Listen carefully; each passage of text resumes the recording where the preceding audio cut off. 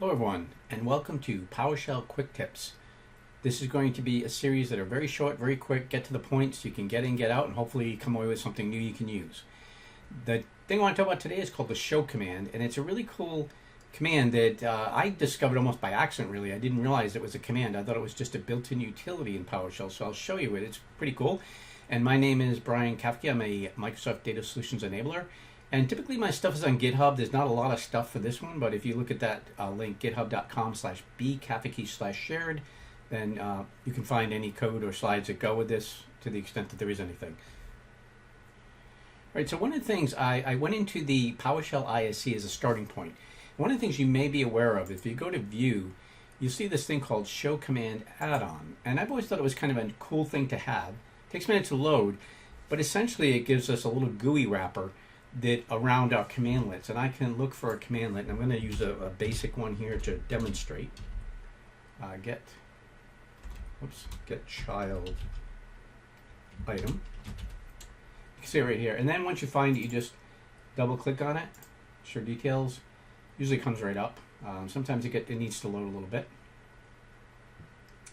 And what you get here is kind of a GUI wrapper around the parameters for the commandlet. So you can get help and everything, but if you're not sure what to do, you can actually use this like a little wizard.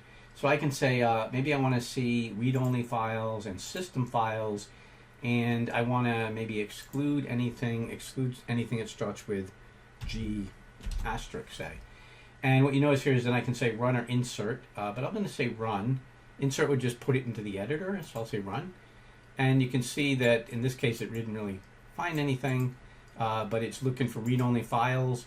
And so I could go back in here and say, okay, let's get rid of read-only and system, and we'll say we want all files. We'll say file. Try run it this time. Get rid of the exclude. That's probably not helping. Okay, so we got some commands there. I just wanted to see something come out of that. And so the main thing there is that you can use this little GUI, and you can set things a couple of different ways in this case to do this. So you get different settings. The other thing you can do, and by the way, if you say use transaction, although it's given to you, it's not actually supported by the commandlet. I have a whole section in my book. Use transaction is only valid when you're doing stuff that has to do with the registry, the system registry. All right. So you can also look at common parameters. Common parameters are available in any Microsoft delivered commandlet, or anything that you write as a function, or we call commandlet, that has the commandlet binding attribute. And I have that discussed in my other PowerShell presentation, so take a look at those. But it gives you by putting the commandlet binding in, and when you use parameters also, we usually include it, depends on what you use, but those attributes will trigger the inclusion of these parameters. So these are things like controlling error action, debugging, verbose support, etc. So we have that kind of stuff as well in here, and we can use it. So I just wanted to point that out. But what's cool about this, and where I'm really trying to go with this is, let me clear for a minute, I can also use a thing called the show command,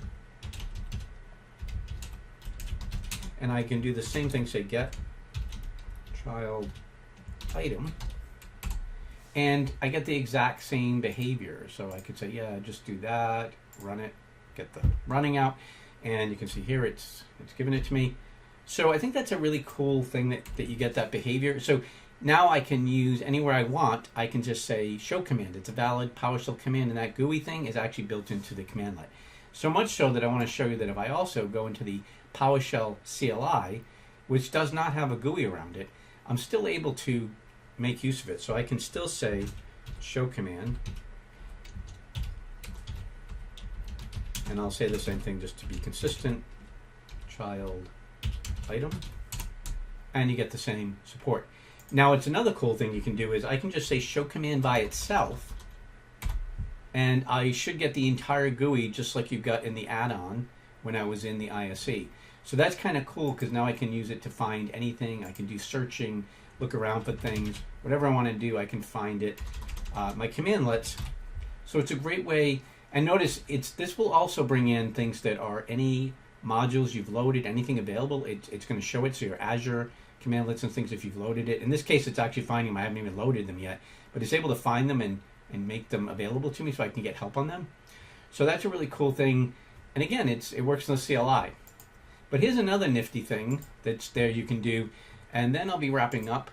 But I have this little function here, and this function is really something I normally have in a module, and it would be available there. But I just want to demonstrate. So I define a function, and I have the parameters here. And notice I have a validation step parameter, which it defines a list of valid values for this SKU name. And the idea of this function is it's designed to create an Azure Blob Storage object within Azure. So that's all it does. Run it, so it defines the commandlet. And now I can say ShowCommand, and I can say new UDF, and notice it comes up Azure Blob. If I hit enter, notice I get assistance even here, and because I have that validation list of values, it gives me a pop-up, so I can choose that. The other thing you notice is these asterisks mean these are required. I made it, if you can see the code, it says mandatory. Mandatory means I must provide it. So watch what happens if I don't give it a value. Notice it doesn't say I can run it yet. And then once I give it the command, now I can say run.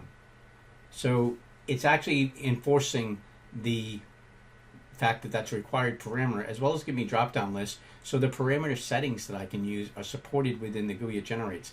That's pretty cool. It's just a command that gives you, has built-in GUI support, so you could use this with your users. Say you have people you wrote commandlets, or people, even developers on PowerShell, they don't really know how to use a lot of it.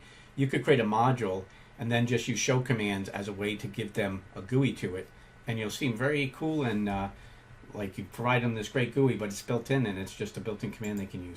And notice since I do have common parameter support because I'm using those parameter bindings, I get that as well, and I can use it. So pretty cool thing, and I just think it's an interesting and potentially useful option, because again, it can make things easier to explore commandlets, but also a way to provide more usability to people who want to use commandlets maybe you've written. You can kind of use that as a way to give them help. And again, using those parameter attributes is a great way to tailor it so it's more foolproof. So anyway, that's our first quick tip. It's the show command. I hope you like it. Like, share, etc. Let me know what you think. I thought it was pretty cool, but maybe you think everybody already knows about this. Could be, I don't know. I just never saw it, and I thought, let me play with this, and I was really surprised. And I haven't seen a lot of information on it that it does kind of this cool stuff. So that was great. Thank you, and until next time, thank you.